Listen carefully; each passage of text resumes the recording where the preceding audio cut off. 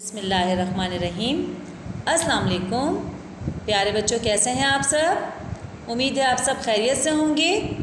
آج ہمارا موضوع ہے واحد جمع۔ تو چلیے واحد جمع کو سمجھنے کے لیے سب سے پہلے اس کی تعریف کو سمجھتے ہیں۔ واحد ایک کو جبکہ جمع ایک سے زیادہ کو کہتے ہیں۔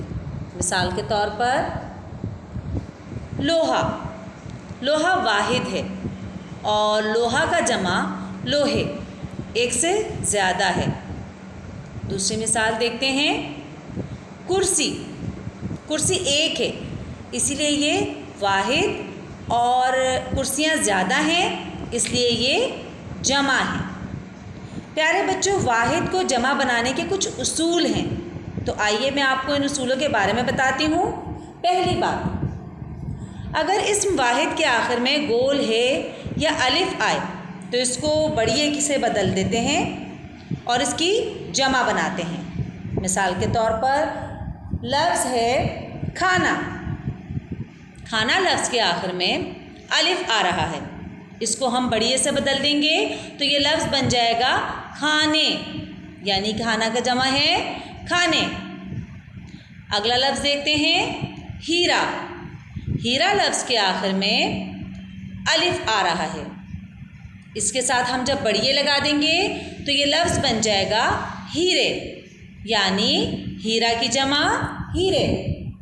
کچھ اور مثالیں دیکھتے ہیں، دروازہ، دروازہ لفظ کے آخر میں گول ہے آ رہا ہے، اس کو جب ہم بڑیے سے بدل دیں گے تو یہ لفظ بن جائے گا دروازے، یعنی دروازہ کی جمع دروازے۔ اگلی مثال کارخانہ، یہاں کارخانہ لفظ میں ہے کی بدلی ہوئی شکل ہے اور اس کو جب ہم بڑی ہے سے تبدیل کریں گے تو یہ لفظ بن جائے گا کارخانے، یعنی کارخانہ کی جمع کارخانے۔ پیارے بچوں، بعض اسم واحد کے آخر میں یہ لگا دیں تو جمع بن جاتی ہے۔ مثال کے طور پر لفظ کے آخر میں، مثال کے طور پر لفظ ہے دیوار، دیوار لفظ کے آخر میں اگر ہم رے ہٹا دیں تو اس کا جمع بن جائے گا دیواریں، یعنی کہ دیوار کا جمع دیواریں۔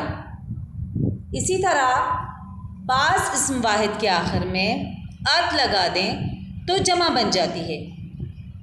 مثال دیکھتے ہیں، لفظ ہے مکان، مکان لفظ کے ساتھ اگر ہم الف تے جوڑ دیں تو لفظ بن جائے گا مکانات، یعنی کہ مکان کی جمع بنے گی مکانات۔ پیارے بچوں، اسم واحد کے آخر میں اگر الف یا الف نون غنہ ہو تو آئیں لگا دینے سے اس کی جمع بن جاتی ہے۔ مثال کے طور پر لفظ ہے دھواں، دھواں کے آخر میں الف نون غنہ موجود ہے، اس کی جمع بنانے کے لیے ہم الف نون غنہ کو ہٹا کر آئیں لگا دیں گے تو لفظ بن جائے گا دھوئیں۔ اس کا مطلب ہے کہ ایک لفظ کو ہٹا دینے سے اور اس کی جگہ اصول کے تحت لفظ کو لگا دینے سے ہم واحد کی جمع بآسانی بنا سکتے ہیں۔ تو یہاں پہ دھواں کی جمع دھوئیں۔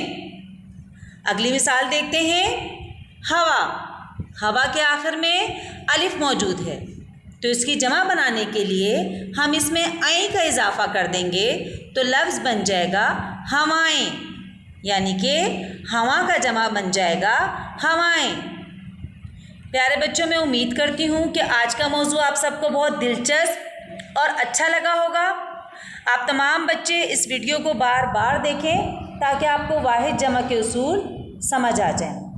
اور اب آپ کا ہوم ورک ٹاسک یہ ہے کہ آپ تمام بچوں نے ان چاروں اصولوں کو مد نظر رکھتے ہوئے ہر اصول کے تحت 5 واحد جمع اپنی کاپی میں بنانی ہے۔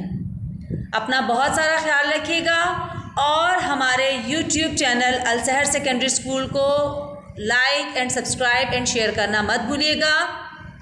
اللہ حافظ۔